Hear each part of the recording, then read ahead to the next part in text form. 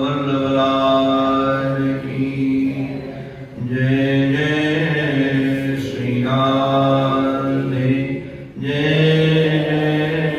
श्री राधे, जय श्री राधे।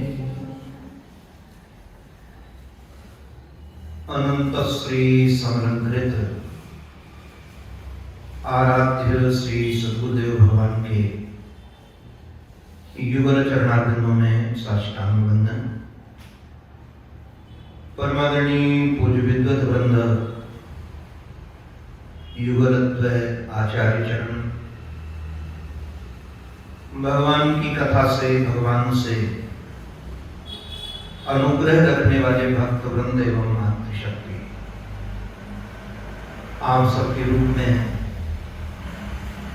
अपने आराध्य की ही अनेकानेक आकृतियों का दर्शन करता हुआ आप सबके भी पावन चरणों में मैं बारंबार वंदन करता हूं। सनातन धर्म की एक अपनी विलक्षणता है। यहाँ की परंपराएं भी मानव को अनेकानेक प्रकार से सुखी बनाने का ही प्रयास करती है। समय समय पर कभी दीपावली, कभी गिरिराज पूजन, कभी होली आदि आदि पर्व हमारे जीवन को सुख शांति महोत्सव से तो भरते ही हैं, किंतु हमारे जीवन को एक नई दिशा भी देते हैं।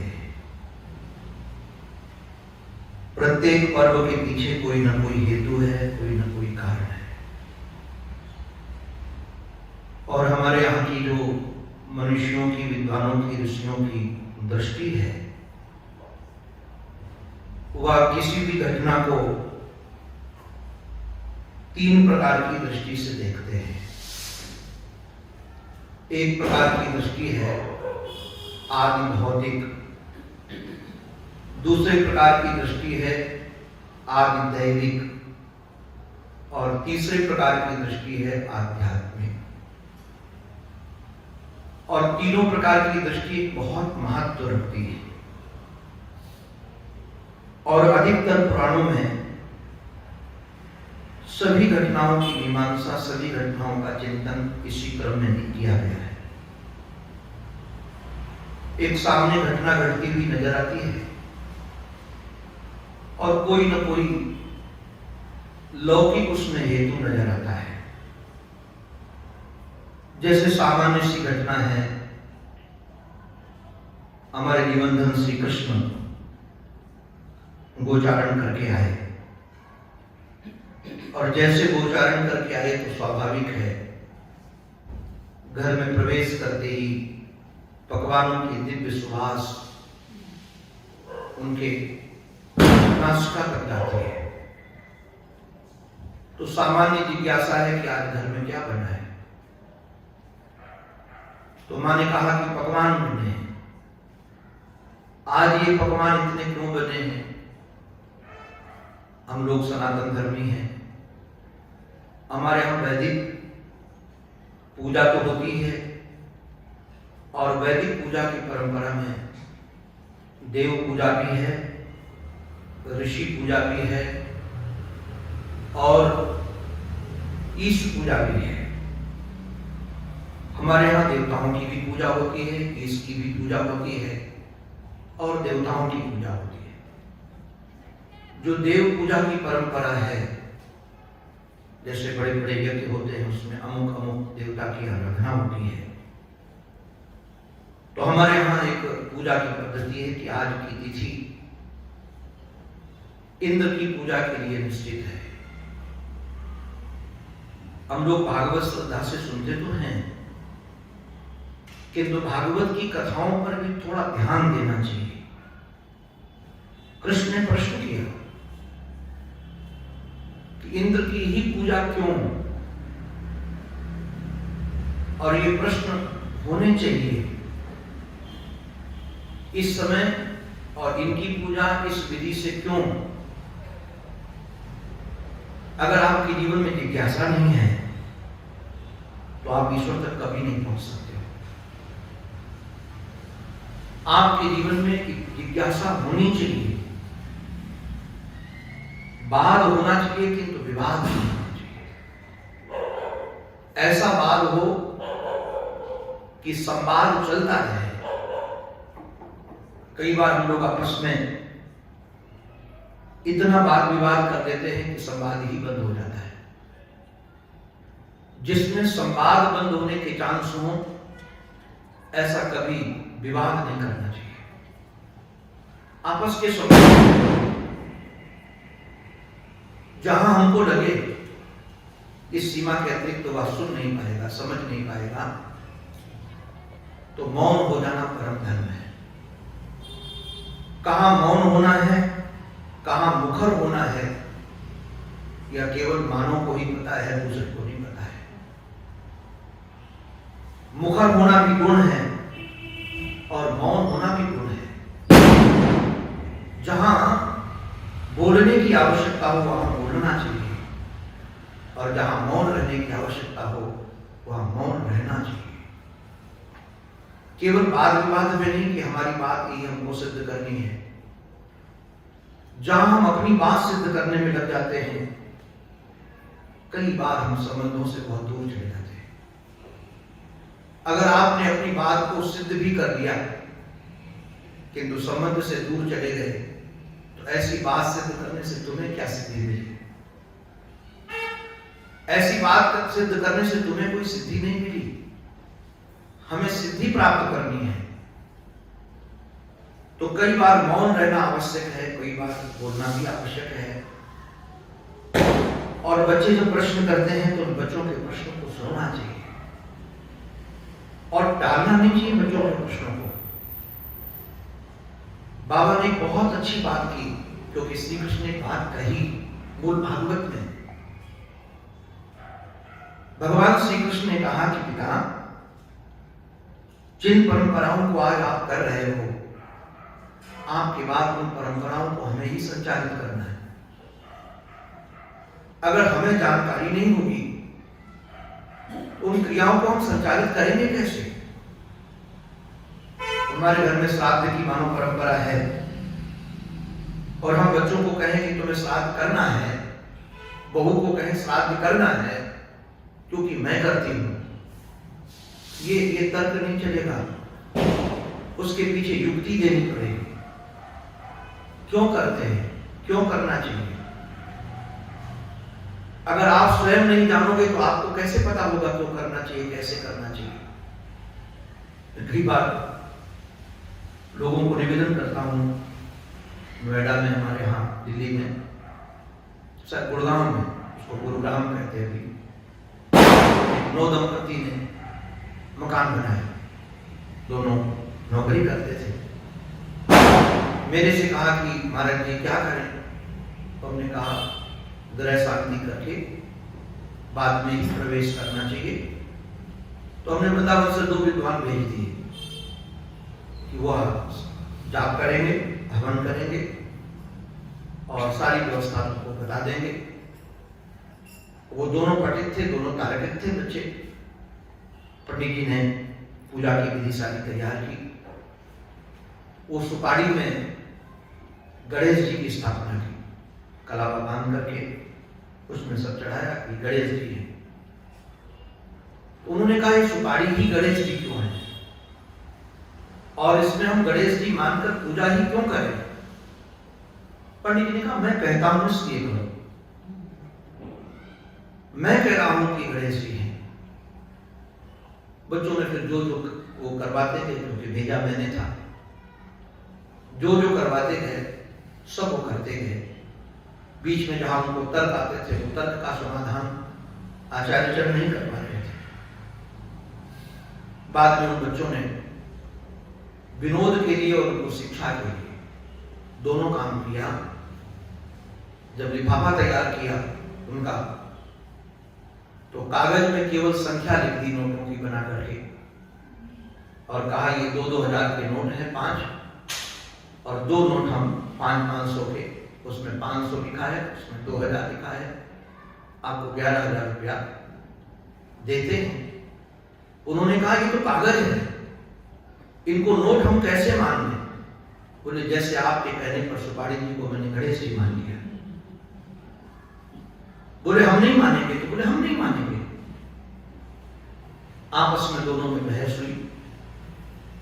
फिर हमने वो पंडित जी ने हमको फोन किया, तुमने कहा तुम आ जाओ, भेजा मैंने था तो दक्षिणा मैं दूंगा, हमारी व्यवस्था है, आपने विधि से करा दिया है, बच्चों से बहस मत करो, क्योंकि तुमको प्रश्न के उत्तर मालूम नहीं है, स्थापना कैसे क्या है। किंतु आगे दक्षिणा हमने दी और उनको कहा कि इसकी सब विधिवत जानकारी करो। तुमसे किसी भी दिशा से प्रश्न पूछे जा सकते हैं और उस प्रश्नों का समाधान करने का आपको सामर्थ्य होना चाहिए, क्योंकि आप इस दिशा में निकले हो। अगर नहीं कर पाओगे तो बड़े बूढ़ों की तो श्रद्धा पूजा तुम पर बनी रहेगी, आप नवयुवकों को दिशा नहीं दे पाओगे। नवयुवकों को दिशा देना है तो उस विषय में जानकारी आपको चाहिए।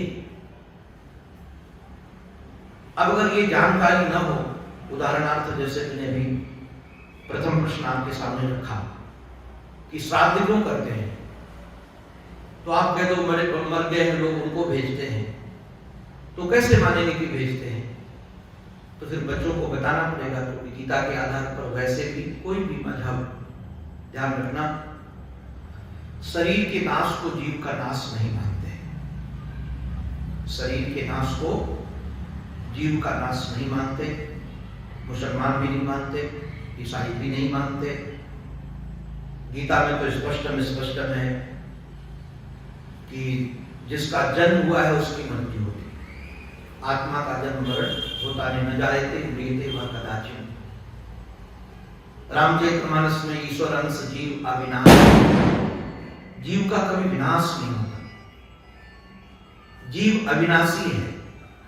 तो ये शरीर के मरण से उसका विनाश नहीं हुआ है, उसका स्थान परिवर्तित हुआ है। आप कपड़ा दूसरा हो गया है, कपड़ा बदल जाने से हम उसको पहचान नहीं पाएंगे कहां है, किस देश में है, किस भेष में है, हमें पहचान नहीं है। तो यदि उसके निमित्त से हम करेंगे तो उसको पहुंचेगा कैसे? आजकल इसको विज्ञान स्पष्ट रूप से कह रहा है। आपकी संतान दुनिया में किसी भी कोने में हो, आप उसके खाते में उसका नाम और खाता नंबर सही हो, यदि रुपया डालोगे तो उस देश की करेंसी के आधार पर उसको मिलेगा कि नहीं मिलेगा? कहीं भी हो, आप रुपया डालोगे तो यदि अमेरिका में तो डॉलर मिलेगा। हमारे बच्चे कई बार डालते हैं, विदेश से पैसा डालते हैं, तो भले वो डालते पाउंड है, डॉलर है, दिरहाम है, किंतु हमको दिरहाम नहीं मिलता है, हमको डॉलर नहीं मिलता है। हमारे खाते में जो आता है उस समय जो रेट चल रहा होता है उसके आधार पर रुपीज आते हैं। ऐसे वो जिस शरीर में होगा, जहां भी होगा, इसके आधार पर उसको सुख की सामग्री मिलती है। आपने पुण्य के खाते में उसको डाला तो निश्चित रूप से उसको तत्त स्थान पर पहुंच जाएगा। अब बच्चों को जब हम वैज्ञानिक ढंग से समझाएंगे तो निश्चित रूप से, इसीलिए उदाहरण की आवश्यकता है। भगवान श्री कृष्ण ने नंद बाबा से प्रश्न किया, ये क्यों किया जाता है? और नंद बाबा और श्री कृष्ण के बीच में एक वाद विवाद हुआ है। भगवान श्री कृष्ण को नंद बाबा ने कहा कि हम लोग वैश्य हैं और वैश्य के काम जो है वो खेती है, गोरक्षा है, वाणिज्य है, और हम लोगों के लिए जो उपयोगी है जल, खेती के लिए भी जल चाहिए, गायों के लिए भी जल चाहिए। तो मेघों के देवता इंद्र हैं और इंद्र वर्षा करते हैं, क्योंकि इंद्र कहते हैं तब मेघ बरसते हैं। इंद्र के अनुशासन में मेघ है। जैसे सेना कितनी बड़ी होगी तो सेना नायक यदि उसको आज्ञा न दे तो सेना बंदूक नहीं चला सकती। आप इसको कश्मीर में आपने खूब देखा, कश्मीर में लोग उनको पत्थर मारते थे, उनको बांध दिया जाता था, जूते मारते थे सैनिकों को, और उनके पास बंदूक होने के बाद भी वो बंदूक चलाते नहीं थे, पिटते रहते थे। सैनिक हैं कि तो सैनिक अपना काम नहीं कर रहा है, क्योंकि ऊपर से उनको बंधन मुक्त नहीं किया गया है, उनको ऑर्डर नहीं दिया गया है। ऐसे जो मेघ हैं, ये मेघ स्वतंत्र नहीं है, हम आपको मेघ स्वतंत्र दिखते हैं, किंतु स्वतंत्र नहीं है, पर अनुशासन है। आपको बताएं, प्रत्येक प्रकृति के प्रत्येक कोने में अनुशासन है। हमको अनुशासन करने वाला भले न दिखता हो, किंतु अनुशासन करने वाला है। अगर अनुशासन करने वाला न होता तो ये सागर अनुशासन में कैसे रहता? अनुशासन करने वाला न होता तो ये सूर्य समय से कैसे आता? कोई अनुशासन करने वाला है। तो इन मेघों पर अनुशासन करने वाला इंद्र है। भगवान श्री कृष्ण ने काट दिया। भगवान को कि ये संवाद चल रहा है। भगवान श्री कृष्ण ने कहा कि नहीं नहीं, कर्मणा जायते जंतु कर्मणैव विलीयते। कर्म से व्यक्ति का जन्म होता है, कर्म में रहता है, कर्म में लीन हो जाता है। कर्म ही व्यक्ति के सुख दुख का कारण है, इसमें कोई देवता नहीं है। आपको बात निवेदन कर दें, इस संवाद में बाबा को मौन रहना पड़ा। श्री कृष्ण की ऐसी प्रतिभा है कि बाबा को मौन धारण करना पड़ा, क्योंकि बाबा को भगवान श्री कृष्ण ने कहा कि हम मानते हैं हम वैश्य हैं, और वैश्य की जो जीविका के साधन है वो 4 है। गीता में 3 है, भागवत में 4 है। गीता में 3 पर ही प्रकाश डाला गया, चौथे का नाम नहीं है, क्योंकि गीता की व्याख्या है श्रीमद् भागवत महापुराण। इसलिए गीता के कई रहस्यों को वेद व्यास जी महाराज ने, क्योंकि दोनों के रचयिता एक हैं, गीता के संपूर्ण श्लोकों पर अभी मैं कुछ दिन पहले बैठ करके गीता की दृष्टि से भागवत का अवलोकन कर रहा था। गीता के प्रत्येक श्लोकों को, किस श्लोक को कहां पर किस दृष्टांत के माध्यम से समझाने का प्रयास किया गया है, उसका अवलोकन कर रहा था। और विचार था कि एक बार हमको गीता की दृष्टि से भागवत करनी है, गीता की दृष्टि से भागवत। तो क्योंकि गीता की ही व्याख्या श्रीमद् भागवत महापुराण है, तो गीता में जो वैश्य की वृत्ति बताई गई वो 3 है। कृषि 1, वाणिज्य 2 और व्यापार 3। किंतु भागवत में थोड़ा इसका विस्तार कर दिया। कृषि, गोरक्षा, वाणिज्य, कुशीदम धर्म मुच्यते। ये कुशीद नाम जो हमारे सिंधी भाई करते हैं, जो हमारे सेठ जी करते हैं, फाइनेंस का काम, ये व्यापार का काम है। और ये वैश्य के लिए भागवत के आधार पर अनिवार्य करना है, उसके लिए हानि नहीं है, उसका ये व्यापार है। जैसे अन्य व्यापार है वैसे ये व्यापार है। भगवान श्री कृष्ण ने कहा कि पिताजी, हम ये 3 वृत्तियों में से एक ही वृत्ति हमारी है। कौन सी वृत्ति है हमारी? हमारे यहाँ खेती नहीं होती है, हम लोग व्यापारी नहीं है, हम लोग ब्याज पर पैसा नहीं उठाते हैं। हमारा यदि कोई धन है तो हमारा गोधन है,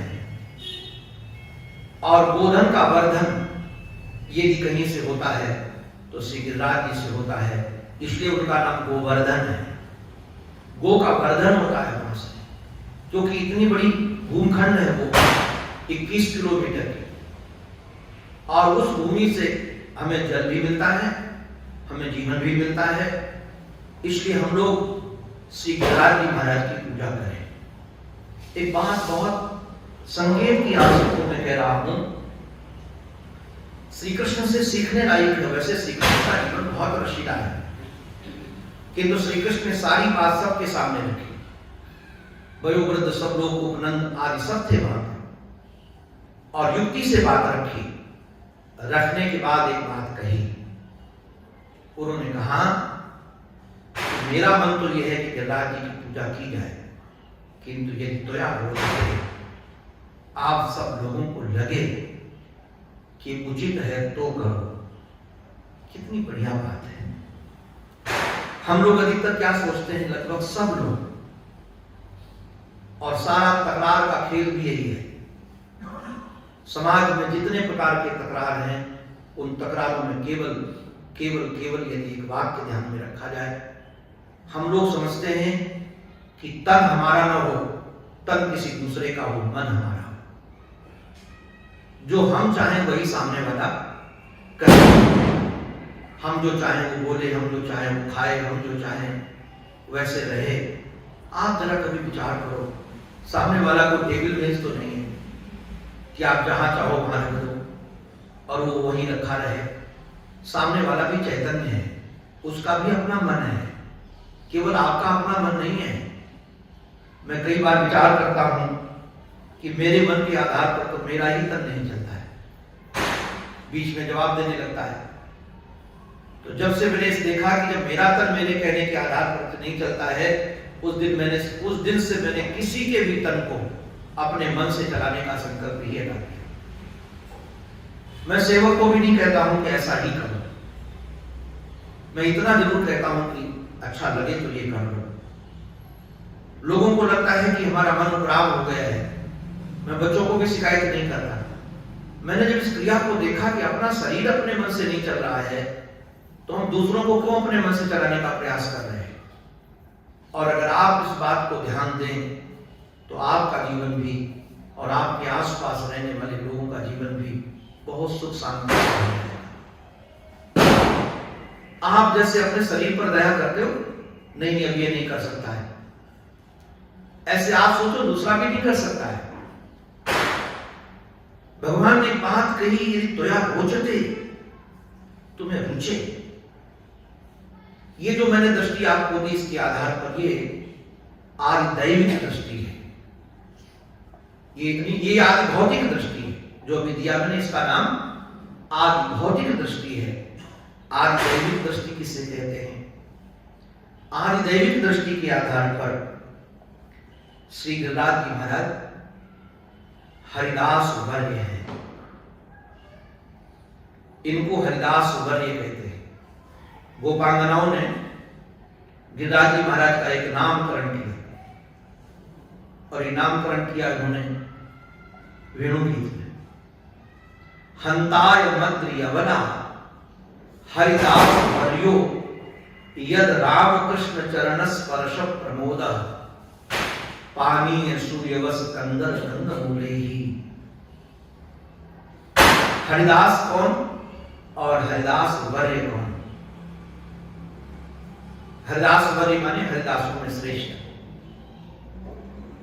हरिदास उसे कहते हैं जो हरि की पूजा करे, हरि की सेवा करे, हरि को सर्वस्व मानकर आराधना करे, उसका नाम हरिदास है। किंतु हरिदास वर्य कौन है? जो हरि की सेवा करते करते हरिदासों की भी सेवा करे।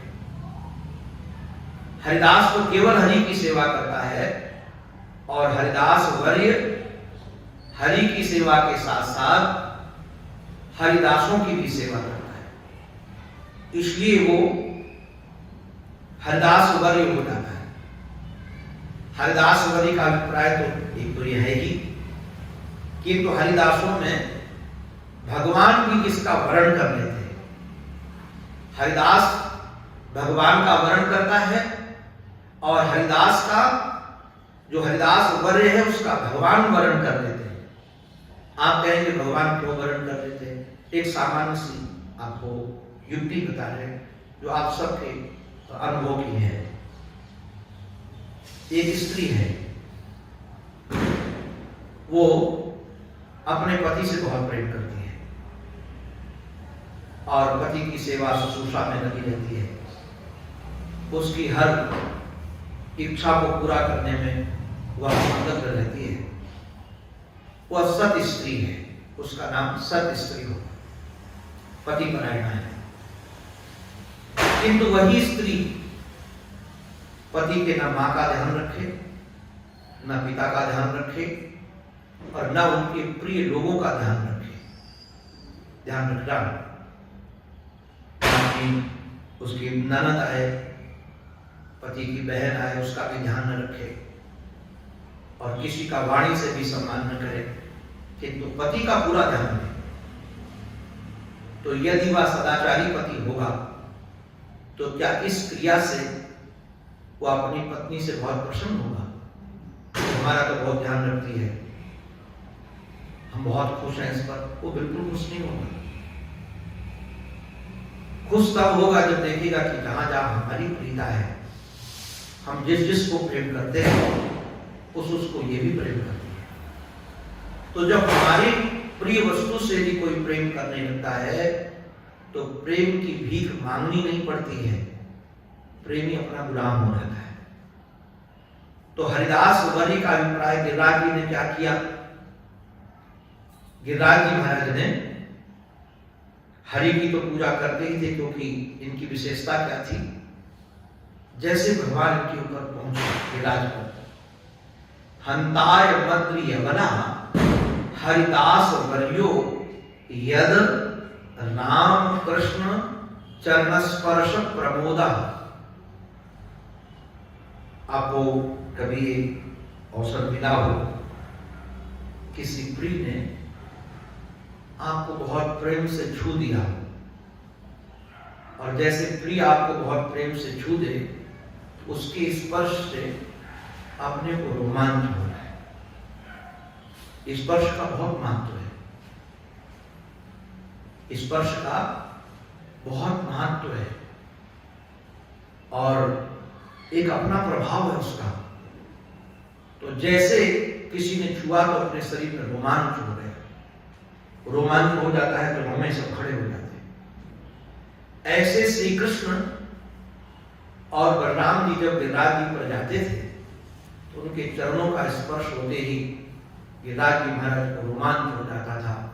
जो घास थी नीचे झुकी हुई वो भी खड़ी हो जाती थी, वृक्ष एकदम चैतन्य हो जाते थे, रोमे उनके, और सुख इतना मिलता था। आप कभी इस रहस्य को, इस सुख की भगवत कृपा से, ईश्वर से प्रार्थना आपको अनुभव हो, भगवान के स्पर्श का सुख। तो जैसे स्पर्श हुआ तो रोमांच हुआ, और रोमांच होने के बाद फिर आंखों से झरझर झरझर झरझर आंसू बहे। ये प्रेम प्रवाह है। हमारे रसिक जन कहते हैं, प्रेम छुपाए ना छुपे जा घट प्रगट होए, मुख से यदि कछु ना कहे तो नैन देख होए। बोला कुछ भी नहीं मिल रहा है, उनके स्पर्श का जादू, हरी हरी घास मुकुरित हो गई, चैतन्य हो गए, और झरने के रूप में जल प्रवाह होने लगा। ये ठाकुर के स्पर्श का। और इतना ही नहीं, कंदर कंद मूलई ही ये उपहार लेकर प्रकट हो गए।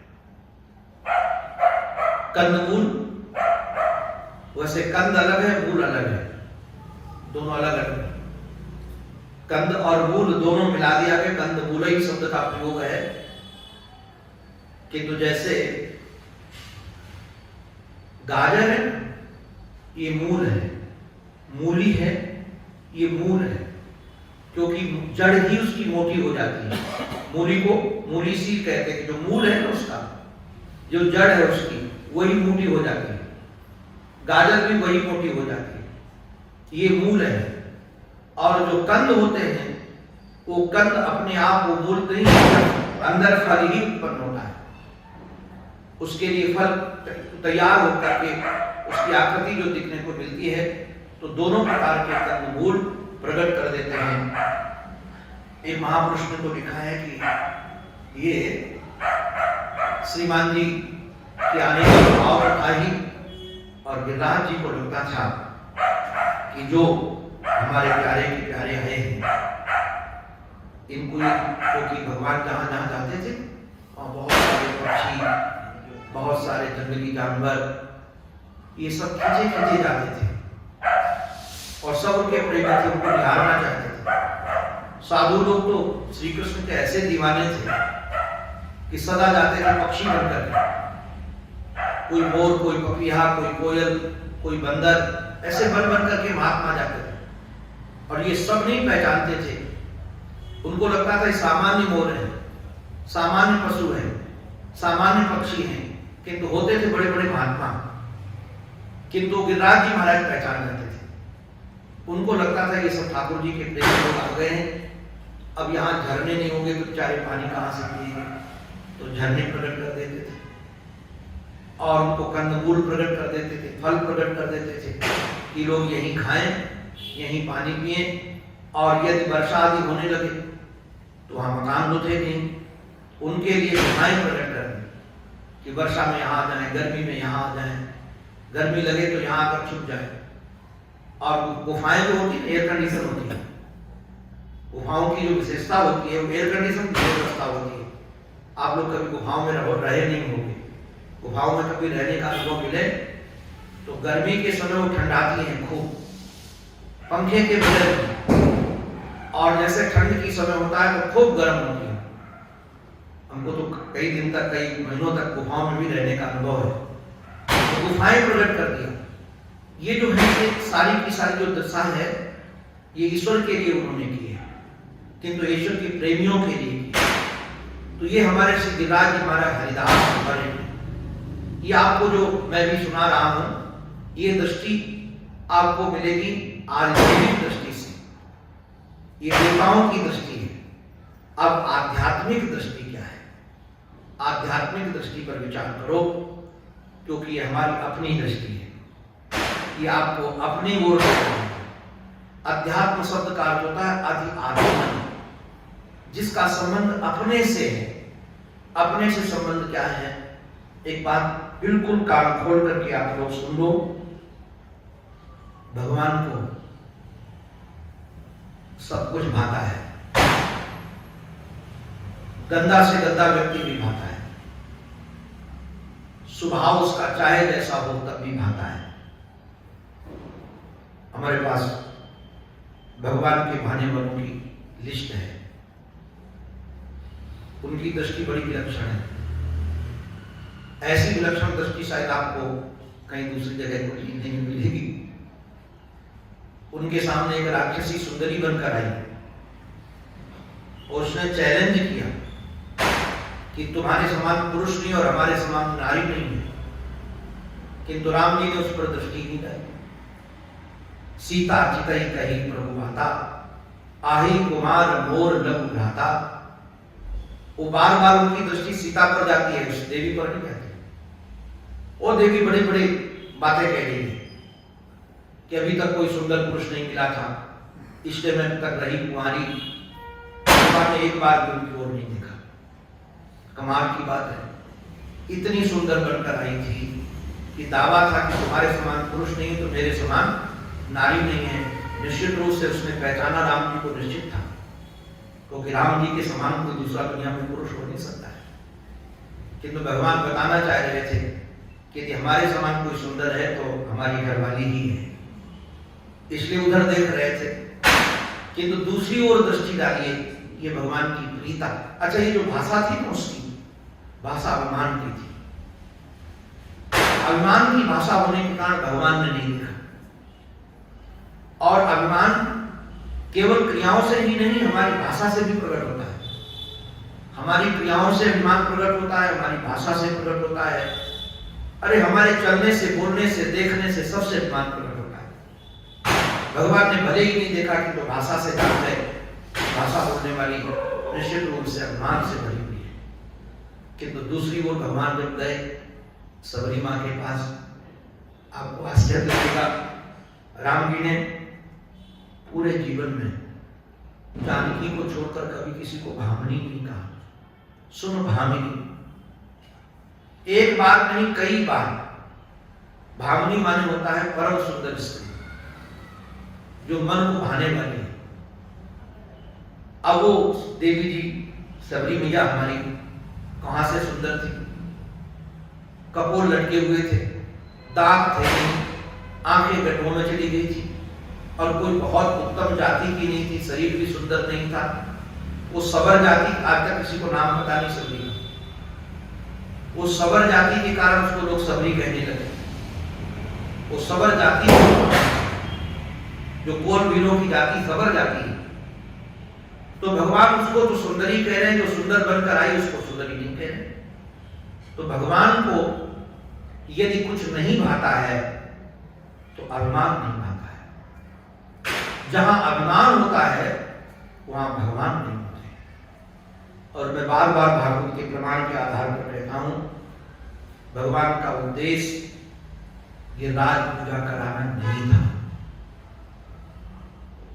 तो आप क्यों गिरिराज पूजा कराई? गिरिराज पूजा कराना नहीं था।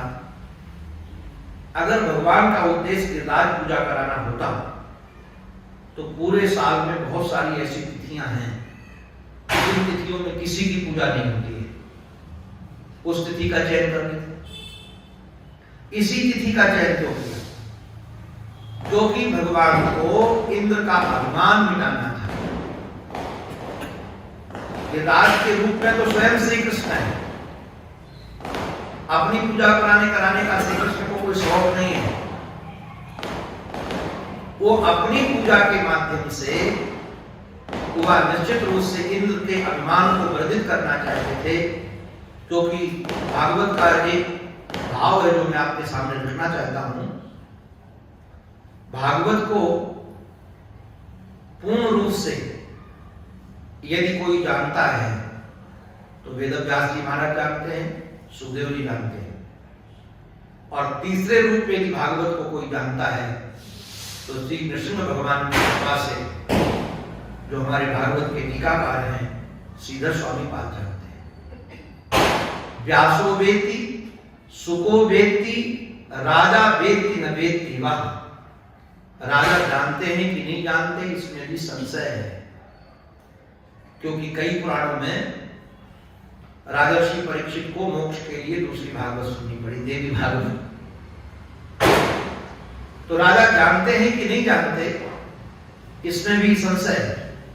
व्यासो वेत्ति सुको वेत्ति राजा वेत्ति न वेत्ति वाह श्रीधर सकलम वेत्ति श्री नृसिंह प्रसादतः। तो भागवत को पूर्ण रूप से कोई जानता है तो व्यास सुखदेव जानते हैं। तो ये सुखदेव जी की वाणी है जो अध्यात्म की दृष्टि से आपके सामने रख रहा हूं। स्पष्ट वर्णन है श्री सुखवाच। सुखवाच क्या सुखदेव जी महाराज बोल रहे हैं गिरिराज जी की पूजा के विषय में। श्री सुखदेव जी महाराज ने कहा, कालात्मना भगवत शक्र दर्पम जिघांसता। कालात्मना भगवत शक्र दर्पम जिघांसता। ये जो शक्र का दर्प है, दर्प माने अभिमान, सावधान। ऐसा मत समझना कि सतोगुणी व्यक्ति पे अभिमान नहीं आता है। बड़े बड़े पुण्यात्माओं को अभिमान आ जाता है, बड़े बड़े पुण्यात्माओं। और अभिमान शब्द का यदि अर्थ ध्यान दो तो आपको पता चल जाएगा। इससे जो अभिमान आता है ये हमको भगवान से काट देता है। ये अभिमान शब्द से पता चलता है। अभिमान शब्द से पता चलता कैसे? दो चीज, दो इसमें शब्द हैं, एक अभि और दूसरा मान। इससे एक वाक्य बना, दो शब्द, अभि और मान। अभिमाने होता है, ये अभि उपसर्ग है। प्राप्ता अपसम अन अव निस निर दुस दुर भी आंग नी अति एते प्रादया। ये प्रादि है ना, ये प्रासलिक, ये उपसर्ग है, इनको उपसर्ग कहते हैं। और ये जिसके सामने लगते हैं उसका अर्थ बदल देते हैं। जैसे उप है वैसे अभि है। अभिता माने होता है चारों तरफ। अभिता माने अभि है ना, अभि उपसर्ग चारों तरफ। और मान माने होता है नापना। ये नाप करके आपने क्या किया, जैसे मानो पृथ्वी बहुत बड़ी है, आप नक्शा में देखते हो गोल, उसमें हमने एक रेखा खींची थी। हमने रेखा खींची थी कि हमारा भारत इस रेखा के अंदर है। तो जैसे हमने रेखा खींची ना, जैसे हमारी रेखा सीमा खींची, हमारा नेपाल इतना है, चाइना इतना है, तिब्बत इतना है। रेखा खींचने के बाद हमने अपने को भूखंड से भूखंड से अलग कर दिया, और रेखा ही कलह का कारण बनी, झगड़े का कारण बनी। हम एक इतने बड़े भूखंड के भाग के अंदर है, किंतु हमने जब खींच लिया, मानो कि इतना पूरा एक हॉल है और हमने 2x2 का स्थान खींच लिया कि ये मेरा है, तो इसका अभिप्राय ये पूरा हॉल हमारा नहीं है, केवल मेरा इतना ही रह गया। तो अब जैसे आपने अनुमान किया कि ये गुण मेरे हैं, ये विशेषता मेरी है, ये मेरा आकार है, ये मेरा धन है, तो आपने उतने छोटे में अपने को कैद कर लिया कि नहीं कर लिया?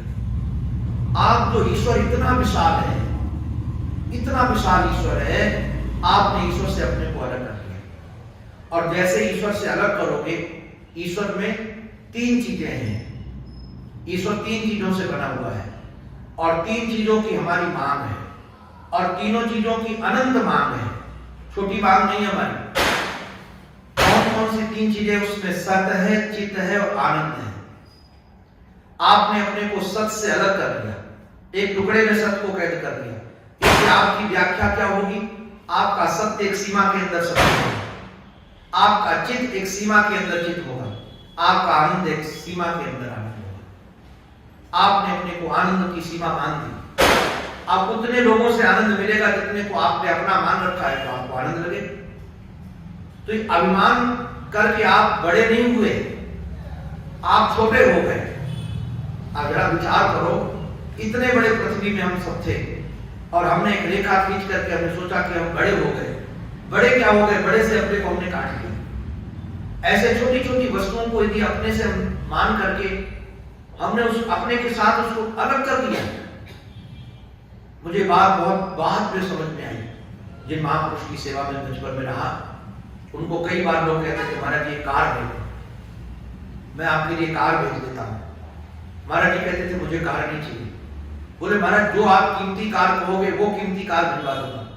महाराज जी कहते थे मेरे पास जो वाहन है वो इतना कीमती है, इतना कीमती है कुछ पूछो नहीं, उतना कीमती तुम खरीद भी नहीं सकते हो। तो सोचते थे कैसे? बोले जितने हेलीकॉप्टर है सब हमारे हैं और जितनी ट्रेनें हैं सब हमारी हैं। महाराज यही कहते थे। अब एक ट्रेन की कितनी कीमत होगी पूछते थे उससे। तो बोले महाराज इतने करोड़ रुपए, खरीद सकते? बोले नहीं। अच्छा बताओ जी, तुम कार खरीदो, केवल मैं ही चलूंगा उस कार में? ड्राइवर भी रखना पड़ेगा कि नहीं रखना पड़ेगा? अब हमारी ईश्वर हमारा सेवक है, वो कहते थे ईश्वर हमारा सेवक है, ये सारे वाहन हमारे हैं। अगर ड्राइवर रखेंगे तो निश्चित रूप से उनको भी पगार तो देनी पड़ेगी। हमारा ड्राइवर है तब भी उसको पगार देनी पड़ेगी। तो ये जितने काम करते हैं, तो ये जो हम थोड़ा बहुत किराया देते हैं, ये पगार से दे देते हैं। इसलिए हमको लगता है ऐसे कैसे हो सकता है। अब उस बात का जब चिंतन करते हैं तो लगता है कि सचमुच में वो जो उनकी सोच थी, इतनी साल सोच थी, उस सोच के कारण वो अपने को कभी हीन नहीं मानते थे। अगर एक कार खरीद लेते तो जितनी कारें वो तो हमारी नहीं होती। आजकल जितनी कारें, जिन कारों में बैठते सब हमारी कारें, बैठने का काम ही है। तो अभिमान करके हम अपने को छोटा बना लेते हैं और सुखी मीन जहां नीर अगाधा, जिम हरि शरण एकहु बाधा। आप अपने को महान से लो। इंद्र ने किया अभिमान, सत्य को दर्प हो गया और भगवान को ये भाया नहीं। क्यों नहीं भाया? सबको अभिमान करते हैं, सबको तो भगवान नहीं करते हैं। इंद्र को ही क्यों किया? क्योंकि इंद्र भगवान के थोड़े छोटे भाई ठहरे। उनको लगा ये हमारा बड़ा भाई है, बड़ा भाई को थोड़ा अभिमान हो गया है तो अभिमान इसका मिटाना है। देखो अभिमानी को नहीं मारना है, अभिमानी को नहीं मारना है, अभिमान मारना है। इंद्र को भगवान ने दंडित किया कि तो अभिमान मान करके।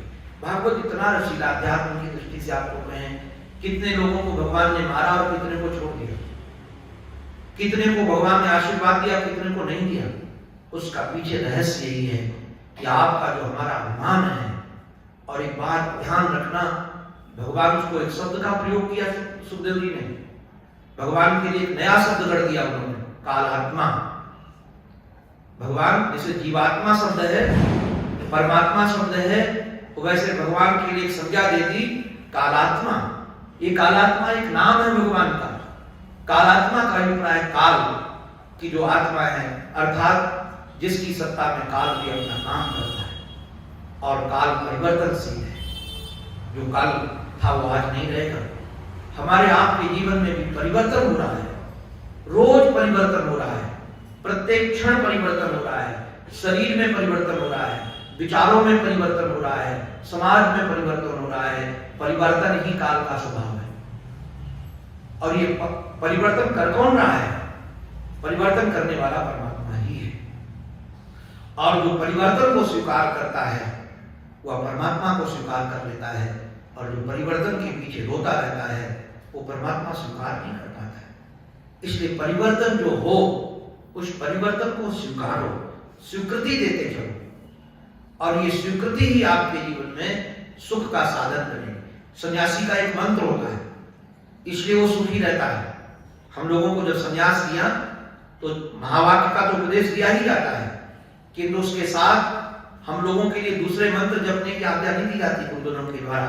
हम लोगों को कहा जाता है प्रेस मंत्र का, ओंकार का जप, ओम ओम ओम ओम। इसका अभिप्राय ओम इति स्वीकृति मंत्रम, जो हो रहा है उसको स्वीकारो। सम्मान मिले तो स्वीकारो, अपमान मिले तो स्वीकारो। लोग तुम्हें प्यार करें तो स्वीकारो और प्यार न करें तो स्वीकारो। आपके जीवन में स्वीकृति आनी चाहिए, और यदि आपके जीवन में स्वीकृति आ गई तो निश्चित रूप से गिरिराज की पूजा सफल हो गई। अब समय की मर्यादा के आधार पर हमने भी बेईमानी तो की, 10 मिनट हमने भी नहीं लिया। हमने तो सोचा था 6 बजे तक ही बोलेंगे, अभी दृष्टि की। तो तीनों दृष्टि अपने जीवन में सजग रखो। एक दृष्टि तो ये रखो, कोई भी जो आपको दृष्टि दिख रही, आज भौतिक दृष्टि है, उसके पीछे आज दैविक दृष्टि है, और तीसरे आध्यात्मिक दृष्टि है। आध्यात्मिक दृष्टि अपने को सुखी बनाती है। आध्यात्मिक दृष्टि अपने लिए, ये दूसरों के लिए नहीं है। ये दृष्टि आपको मिले और ये सृष्टि आपको रसीली लगे, ये इसी गिरिराज जी महाराज के चरणों में हमारी प्रार्थना है। आप कथा से सब परिचित ही हैं, इसलिए मैंने कथा पर बहुत जोर नहीं दिया। इन 3 दृष्टियों के आधार पर इस घटनाक्रम को आप तक पहुंचाने का प्रयास किया है। यह प्रयास आपके जीवन में, आपका भी प्रयास बने और आपका जीवन भी रसीला बने, ये इसी ठाकुर के चरणों में प्रार्थना है। सर्वे भवन्तु सुखिनः, सर्वे सन्तु निरामयाः, सर्वे भद्राणि पश्यन्तु, मा कश्चित् दुःखभाग् भवेत्। ओम शांति शांति शांति।